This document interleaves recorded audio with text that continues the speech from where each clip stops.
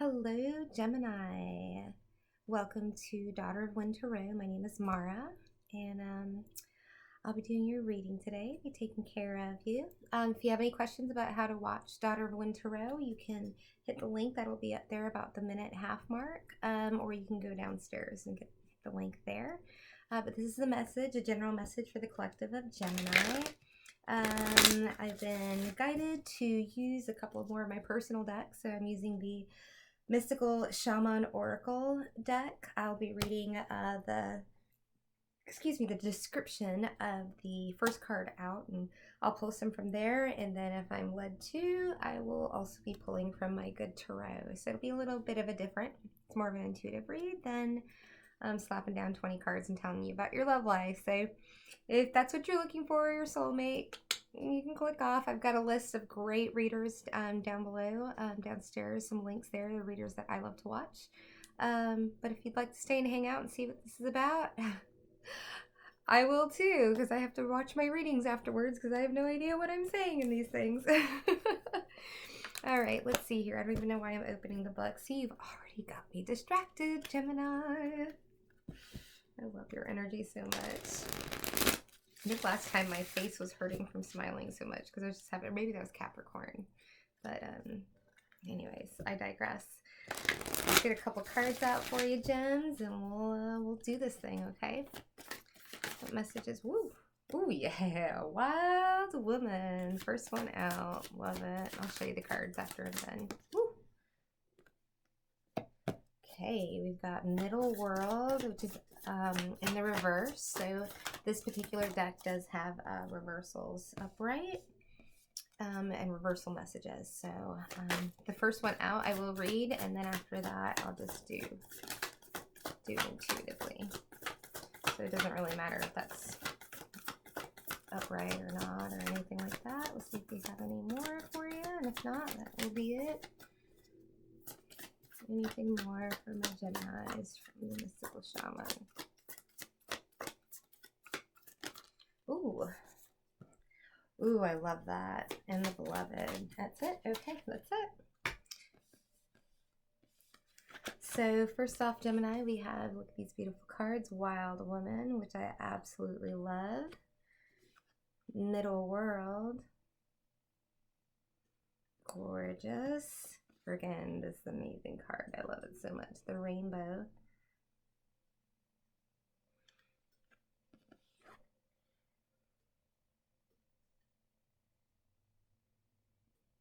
Whoa, I just heard self-serving honesty on that. I don't even know what that means. A commitment to oneself.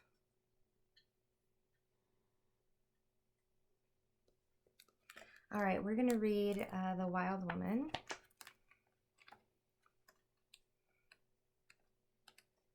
I already like where this is going. Okay.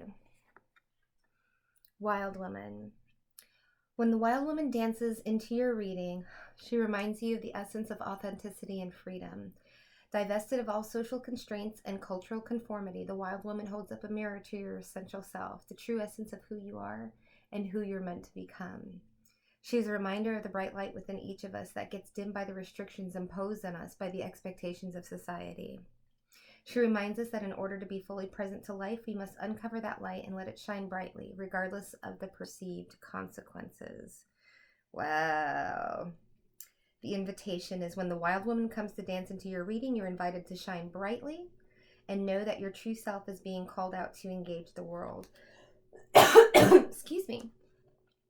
This is a symbol that your long-held dream is beginning to take root and wants to be expressed. Your authentic self does not need to fit into a box. It needs the freedom to shine. It's time to have courage and step into the light. The Wild Woman says, shine brightly, dance with abandon, be yourself, and let the Great Spirit decide what happens. You'll be happy you did. Gosh, I love that, Gemini. Every time I get in with you, I connect with you so much, and I just feel like I'm being drawn to tell you a little bit more about my story. I say not my story, but as far as being the Wild Woman, you know, it's all about being true and authentic and who you are and not giving a damn of who sees you dancing, what they see you dancing in, and whether or not you have makeup or lipstick on, right? being true to yourself, self-serving, right? So I've been called very selfish in the past year by a lot of people because I've decided to take care of myself and not of them. You know, a lot of other people's, let's like stick with the grammar here. Self-serving, yeah. I thought that was interesting when we say self-serving to ourselves, because a lot, again, it seems like it has this selfish connotation, right? Self-serving.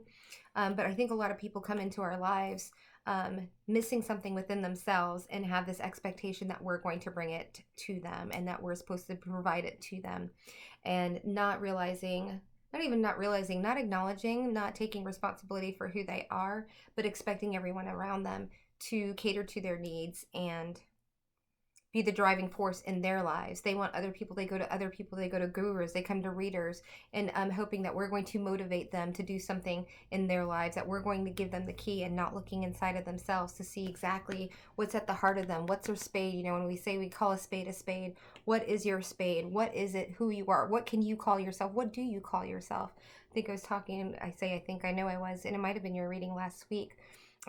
This lady at the gym asked me, what do I do? And I'm still very uncomfortable saying I'm a practicing psychic.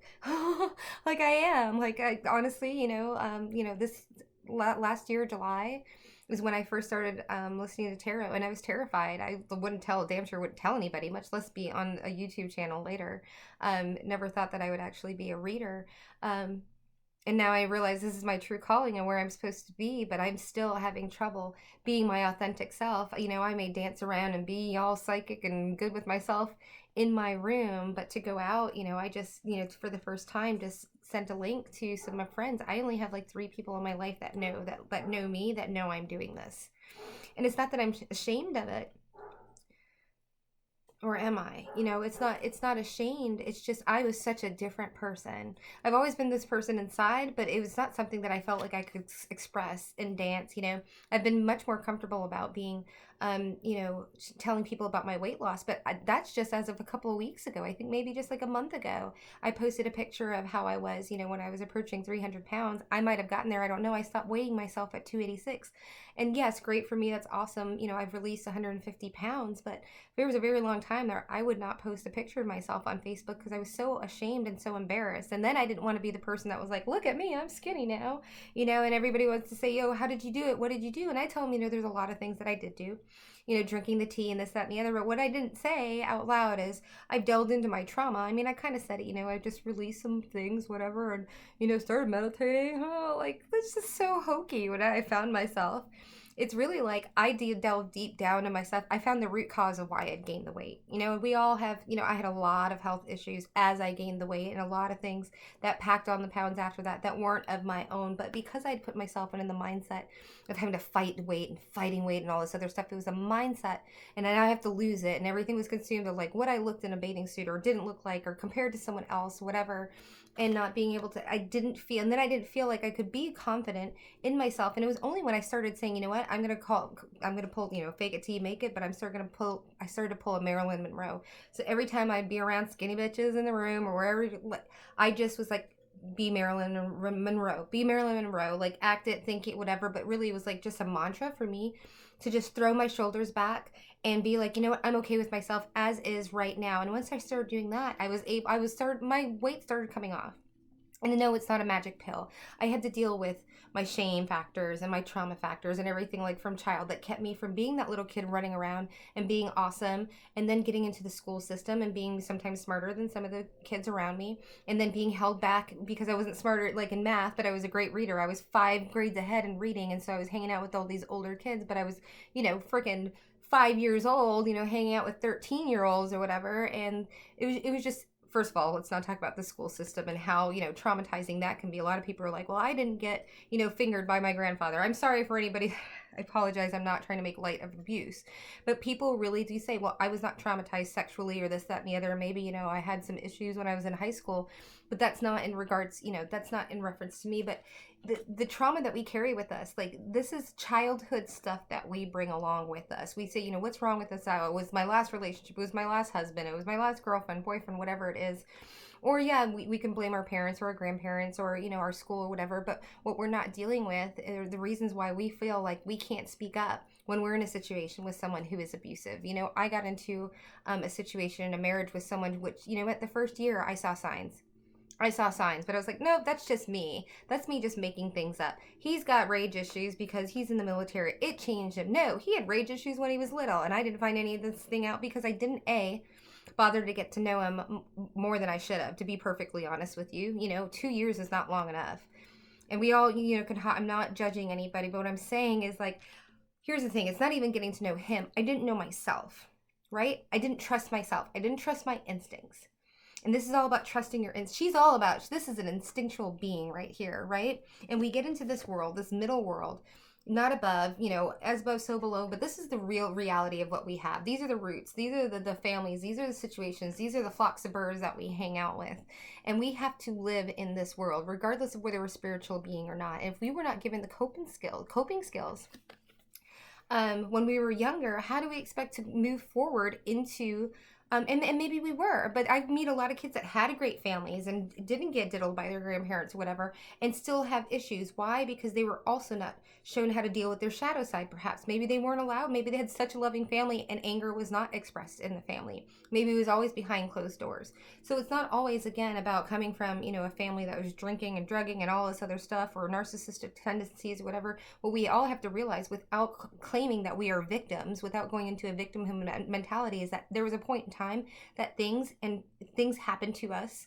There were situations that happened. There were environments that we were put in that were not conducive to us growing up to be well-adjusted kids, and look inside and see what is inside of me that causes me to A, pack on this weight, or B, not pay attention to myself or my surroundings, or take care of the things that I own, or take care of my bank account, or take care of my bills, or just, you know, put things on a piece of plastic card and just say, oh, well, I am destined to be into credit card all my life, or, you know, school debt, or going into degrees and taking on all the student debt because of what our family thinks we should do, and it's not something that we want to do, or necessarily even feel that we are. You know, so many people go into things that we are just not confident in our skills, and we're like, well, we're going to learn it. They're like, that's what college is, right? We're going to teach it to you there. You don't have to know. We should intuitively go into things that we are naturally inclined towards. You know what I loved is I was with this, I had a business coach. I hired on a business coach when I was in real estate a long time ago, and it was all talking about Michael, I was going to say Michael J. Fox, who's amazing, by the way. Michael, the runner guy. Not Michael Jordan, but he had the gold shoes, Olympic. He should not be singing opera, and the opera guy, gosh, like the three tenors guys or whatever, he should not be Luciano or whatever his name, and shouldn't be running the 100-yard dash, right? And I feel a lot of people go into these situations, these jobs, based on cultural pressures, trying to work on the things that they're naturally not God-given gifts, right? We should not be working. Yes, we should work on our skills as far as mediocre skills and try and get them to a place where they're like acceptable by society. Just because I don't like paying my bills doesn't mean that I shouldn't learn how to do it, right? And like that, I may not be great at whatever it is. I'm not like a natural cleaner or whatever, but it doesn't mean that I like have to like, now I'm gonna go clean houses for the rest of my life so I can prove to people that I can do it. No, we have to bring ourselves up to, you know, a place where we can function as adults, but we should not be running after the things in our life that we are not good at, because we are never going to excel at them. We need to take our God-given actual gifts and abilities such as this and work with them, and that's when life becomes easy. Like right now, not so easy. I mean, it is though. I have a roof over my head. I have a clean place to stay. Easy with the people around me and my environment? No, because they think that, you know, I'm of the devil or whatever. And that's perfectly fine, because you know what? I'm my own, my rainbow is inside of me, right? All of these external influences, this is me. This is my alignment, color, chakra, whatever, flying past you. You better keep your eyes ahead of you, because I'm going to go right past you. Why? Because I kept being in all of these, you know, I thought that like fighting, I want to become a flight attendant. Got on with a, you know, a regional, then went to the best airline that I ever wanted to be. And then I lost that job, and I was like, who am I, right? It's kind of like the NFL player that breaks his whatever and can't, and has no identity. Who am I? What do I do? Where do I go? And that's kind of where this journey started. It also started when I was like, I want to have a good functional relationship. Maybe I should deal with the issues that caused my last relationship to fail. Because just because my ex was abusive doesn't mean that there was anything wrong with me. I was the one that accepted that abuse. I was the one that ignored the red flags, right? Red flag, red flag. I was not listening to my intuition. I was not listening to who I was in alignment. I let somebody beat it out of me verbally, right? Psychologically, my family, his family, all of my friends or whatever that are like, what's wrong with you? You can't hold your attention. Why do you always want to like, oh, you're going to like design dresses and you're going to design furniture and you're going to this, that, and the other. Get a real job, right? Get a 9-to-5, get that insurance and all this other stuff. And I'm not saying there's anything wrong with that, but it broke me. And then I was like, bam, I'm going to be a flight attendant. Screw you. After the divorce, I'm going to go out and do this. And God, source, universe, spirit, I had so many health problems doing this. And I was like, I just knew it was so difficult that it was something I had to do. That was exactly what I was supposed to do because it was so difficult, right? It was so difficult that this is it. Because I'm going to do this no matter what. No matter the signs and synchronicities that are telling me that I shouldn't be doing this, I'm going to do it because I need to fight for it, right? The things that that are supposed to be meant for us, yes, we have to fight and we may have to claw or what have you, but they're going to come to us. That's what they talk about, the law of attraction and manifestation, sitting back and learning to receive. When we go and we push or whatever, if we have to push against something and things aren't just, and so there's a fine line. So I'm not saying don't do anything and sit back and shit's going to fall in your lap. No, we have to have intention. We have to put ourselves in an energetic space and mindset to be able to receive the blessings and to get into alignment, right? So that means that starts inside of us. It doesn't mean like, oh, I'm really good at drawing and now I'm going to be a Picasso. No, but when you start going towards your path and going down the line of, okay, I do love dance. I was watching Marie, I can't say her, Forleo? I can't say her last name.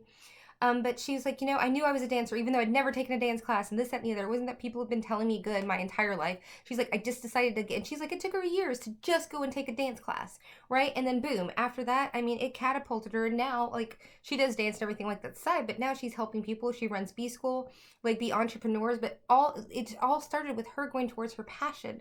So again, it's finding what are the things that you love to do, right? What are the things that made you dance? If you like dancing, again, it seems like a really cheesy whatever, but if you like reading, if you liked journaling, if you like doodling, if you like talking to people like this, if you have like a really overactive, we are Geminis, right?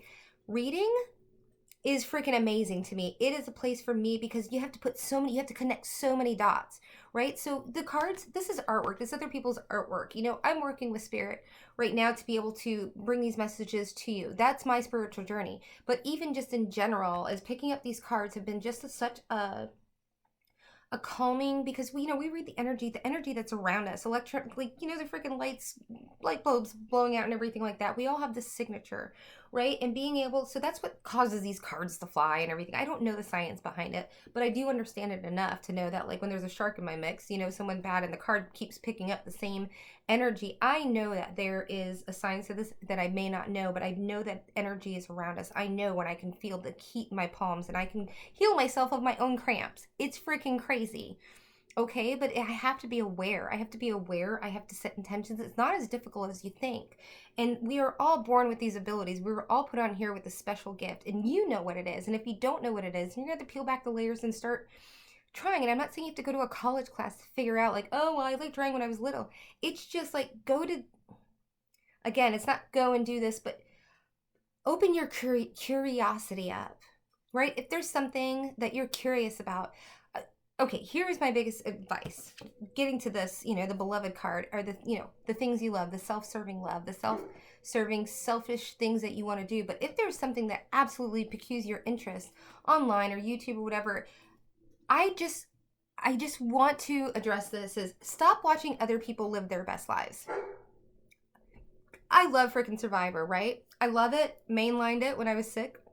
Mainline a lot of stuff, but a lot of things that goes on with these reality shows and like the cooking competitions. I realized that I was watching, Chopped and everything like that. I would get into it, but I watched these people. I was so jealous of these people, and I was like, I can do that. I can this, that, and the other. Everything that I feel like I said that I could do, but I wasn't doing it. They were doing it, and so I just shut my brain off and watch them go live their lives. And I'm like rooting for them, and they're on the same team, and I get all involved in their lives or whatever. Even these people, real housewives, and people want to have this money and this lifestyle and the hairstyles and the clothes and everything like that. And then they feel bad about themselves that they're not doing it themselves. And you're like, well, how can I do that? How can I just go out and marry a basketball player? Do you really want to marry a basketball player? Do you really? Like, is that your dream? Or is the dream to have nice things, beautiful things, to be able to afford it? Or do you really look up to these people that are being catty to each other and awful and flipping tables on each other? Is that, and if that is what you really want in your life, then we have a whole other situation. We have to do a little bit more work on our health, on ourselves, right? And consider ourselves our own beloveds, right? But that's not what I'm talking about. What I'm saying is, stop making the excuses. Take responsibility for your own life. Be a lover to yourself. Care for yourself. And go out and do something that makes you authentically shine, regardless if anybody's looking. Do these things for yourself, within yourself, so you can smile. You know, people look at me and they're like, why are you always happy? And I'm like, because I do shit I love all the time. And I don't hang out with people I can't stand. I have nothing to complain about, because if I do have something to complain about, I know that it's on me, that I put myself in that situation to be around that person, to be, like, I don't go to the movie theater anymore. I just fall asleep at the movies. Why would I waste that money? Like, but I would do it because my friends were doing it and everything like that. And I was just like, man, this is a waste of time. $10, that could have been, yeah, I love drinking wine. That could have been I could have gotten a better bottle of wine than the last time I did the cheap crap in the box. And enjoyed it, because when I drink a great bottle of wine, I sit and I savor it, right? And I do look at, I'm a dork, and for the restaurant business, look at, the region it came from and all this other stuff. But it's I spend that time with myself, and then it's knowledge that I'm able to, like, spit back out to people. Not that I necessarily want to, but I love educating people about wine, and I don't know that much about it, but I know enough for me. And, like, that's just something that I love about. That's something that I can bring up. You want to go out and find your soulmate, whatever. Have a passion. Have something to talk about. Know something more about your life than somebody else's life, right? So find an interest in your own self. Be your own beloved. Stop looking at me or anybody else to tell you who's coming towards you. You know who's coming towards you? You are going to pull in the same energetic match as you are right now. So if you don't want a douchebag, then why don't you think about the ways of how you're pulling douchebags in? What is it about you that you can change in order to change the type of man or woman or soulmate or freaking business person or whatever it is, or even experience that you want? Stop going to the same bar. Take a left and go to a different one. And I'm not saying a more expensive one or anything like that. I'm just saying, do something different with your life. Spend a little bit more, spend a little less on the cable bill and spend a little bit more on doing something. Go take a pole dancing class. Feel sexy in your own skin. Just put yourselves first. And I'm going to stop spitting on the screen at you. And I'm going to thank you so much for joining me and let me rant and rave at you. And I hope that you join me next week. I'm going to be doing more of these, as well as our regular zodiac signs, and I'll be having some more information about my Patreon page. But again, I appreciate your time and attention, and I'll see you next time, Geminis, okay? Bye.